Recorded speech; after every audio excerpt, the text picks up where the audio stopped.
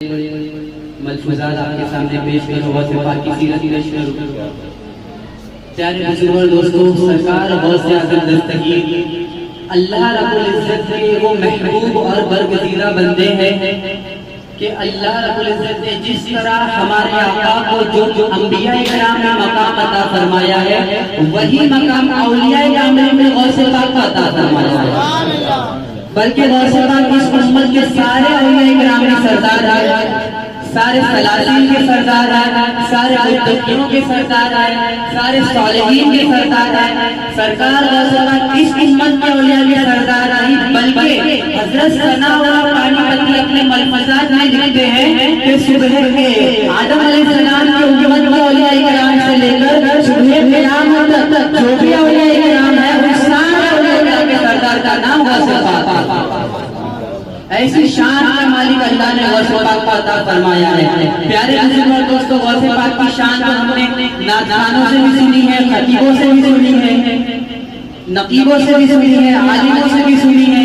لیکن آپ امام الانبیاء غوث پاک کی آمد کی بشارت دے رہے ہیں. گلدستہ کرامات اولیاء کتاب ہے جس میں یہ واقعی روایت موجود ہے. سرکار صلی اللہ علیہ وسلم جلوہ ہے حجرہ فاطمہ الزہرا.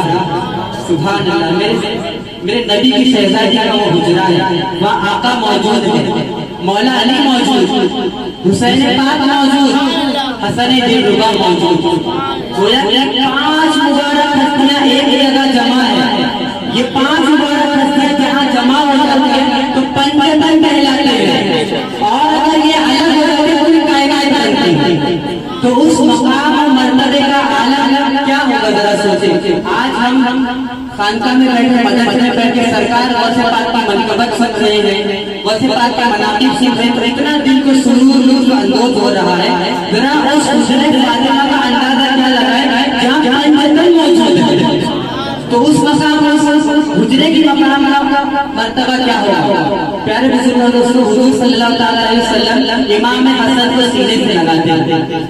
سبحان اللہ، وہ سینہ جہاں جس پر قرآن کرتا ہے، وہ لب جس پر قرآن بولتا ہے، وہ سینے سے امام حسن کو لپٹا رہے ہیں. وہ لب جس سے قرآن بولتا ہے، وہ سینے سے امام حسن کی پیشانی چومی جا رہی ہے، امام حسن کے بال چومی جا رہے ہیں، امام حسن کی گردن چومی جا رہی ہے. اللہ اکبر. ہمارے حسین پاک وہاں سے پیار بھری نظروں سے نانا کو دیکھ رہے ہیں. سبحان اللہ. حالانکہ ہوتا یہ ہے کہ جب دو بیٹے سامنے ہوں تو چھوٹے پہ زیادہ توجہ دی جاتی ہے، چھوٹے پہ زیادہ توجہ دی جاتی ہے. لیکن آقا کے پیار کا انداز تو الگ ہو رہا ہے کہ امام حسن سے محبت ایسی فرما رہے ہیں کہ گال چومی جا رہی ہے، پیشانی چومی جا رہی ہے. لیکن ماں تو ماں ہوتی ہے. میرے نبی کی شہزادی کہتی ہے، بابا میرا حسین مٹی کی باندھ کر تمہیں دیکھ رہا ہے، میرا حسین آس بھری نظروں سے تمہیں دیکھ رہا ہے، ذرا میرا حسین کی طرف تو دیکھ لو. آقا آپ فرماتے ہیں کہ حسین کو نہ رلایا کرو، حسین روتا ہے تو مجھے رونا آتا ہے. اے میری بیٹی، حسین کو نہ رلایا کرو، حسین کے رونے سے مجھے رونا آتا ہے. اسے کربلا میں شہید ہونا ہے، اسے کربلا میں رکھنا ہے، اسے سر کٹانا ہے. آقا یہ آپ ہی فرماتے ہیں. لیکن آج انداز محبت کا کیوں بدل گیا ہے؟ کیوں اپنی محبت کا انداز جدا ہوتا ہوا نظر آ رہا ہے؟ آپ امام حسن سے اتنی محبت فرما رہے. بات کیا ہے؟ اللہ اکبر. آقا کریم کی لبائے مبارک سے یہ الفاظ تصدیق پاتے ہیں. کہتے ہیں، بیٹی ابھی جبریل یہ پیغام دے گئے ہیں کہ میرے حسن کی پشت میں اللہ نے ایسا بیٹا پیدا کرے گا کہ جو بغداد زمین پہ اپنی ولایت کا اعلان کرے گا، جس کی نسل میں تمام اولیاء کامل ہوں گے، جس کے قدم تمام اولیاء کامل کی گردن پر ہوگا. اور اللہ نے جو مقام مجھے تمام نبیوں میں عطا کیا ہے، وہی مقام تمام ولیوں نے اسے عطا کرے گا. اس کے چرچے زمین پر بھی ہوں گے، آسمانوں پر بھی ہوں گے. اللہ اکبر. یہ شان امام الانبیاء کرام کب بیان کر رہے ہیں؟ غوث پاک کے آنے سے پہلے. غوث پاک کے اور نبی کریم کا مبیش 500 سال کا عرصہ ہے، کم و بیش. تب میرے نبی نے حجرہ فاطمہ میں غوث پاک کی آمد کی بشارت دی. پیارے بزرگوں دوستوں، غور کریں، جب اللہ نے 1,24,000 कम बेश किया कि आपको दुनिया में भेजा, तो किसी को एक मोजेज़ा दिया, किसी को 2 मोजेज़े दिए, किसी को 5, किसी को 6, सबसे ज्यादा किसी को अल्लाह ने मोजेज़ा अता किया है हमारे नबी के अलावा, वो है मूसा अलैहिस्सलाम, जिनकी 33 मोजेज़े की तादाद 9 बताई गई है। सबसे ज्यादा हमारे नबी के अलावा अल्लाह ने जिन्हें मोजेज़े अता किए वो है 9 मोजेज़े हज़रत मूसा अलैहिस्सलाम का अता किया।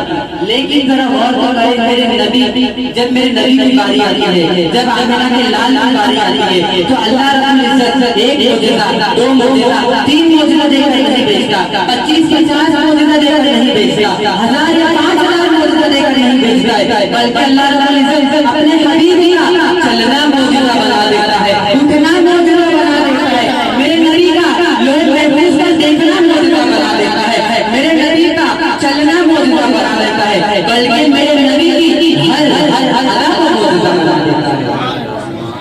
ये मेरे नबी की शान थी। इसी तरह इसी मुनासिबत से अल्लाह रब्बुल इज्जत ने वलियों को भी पैदा किया है, वलियों को भी भेजा है, औलिया कामिलीन को भी अल्लाह ने दुनिया में भेजा है। किसी को 1 करामत, किसी को 2 करामत, किसी को 5, किसी को 10, ऐसा अल्लाह ने किसी वली को कम बेश 8, 10, 50 किसी को ऐसी करामत दे दी। लेकिन अल्लाह रब्बुल इज्जत ने गौसे पाक की जब बारी आती है, तो मेरे गौसे पाक को अल्लाह ने 25-50 करामतें देकर नहीं भेजा, बल्कि मेरे गौसे पाक ज़बान से बोलते तो वो बोलना का करामत हो जाता है। मेरे गौसे पाक अगर नजर डालते, लोहे महफूज को देखकर किसी गुलाम की तकदीर बदल देते हैं, तो मेरे गौसे पाक का देखना करामत बना दिया जाता है। मेरे गौसे पाक चलते हैं, गौसे पाक का चलना करामत बना दिया जाता है।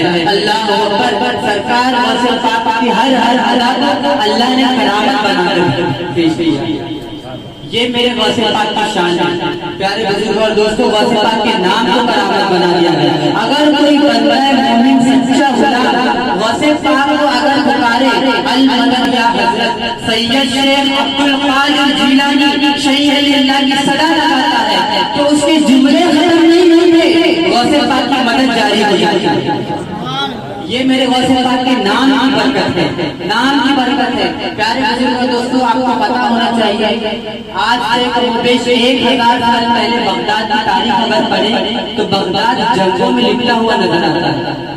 बगदाद की सरजमीन पर कई जंगें हुई हैं। बगदाद उजड़ता जाता है, फिर संवरता चला जाता है, फिर उजड़ता है, फिर संवरता चला जाता है। बगदाद की कोई ऐसी गली नहीं होती जहाँ पर गोली ना बरसाई गई हो, अमेरिका की मिसाइल ना बरसाई गई हो। अल्लाह अकबर, बगदाद की सरजमीन पर कई जंगें हुई हैं, मगर बगदाद फिर भी अपने गुलामों के साथ संवरता हुआ नजर आता है। बात क्या है? अल्लाह अकबर, अल्लाह के बारगाह से जवाब आता है, बंदो तुम उजाड़ना चाहते हो, मेरा वली उसे बचाना चाहता है। अगर बंदे की ताकत उजाड़ने पे जानने पे आती है, तो मेरे अल्लाह उधर उस बगदाद शहर को बचाने में आती है।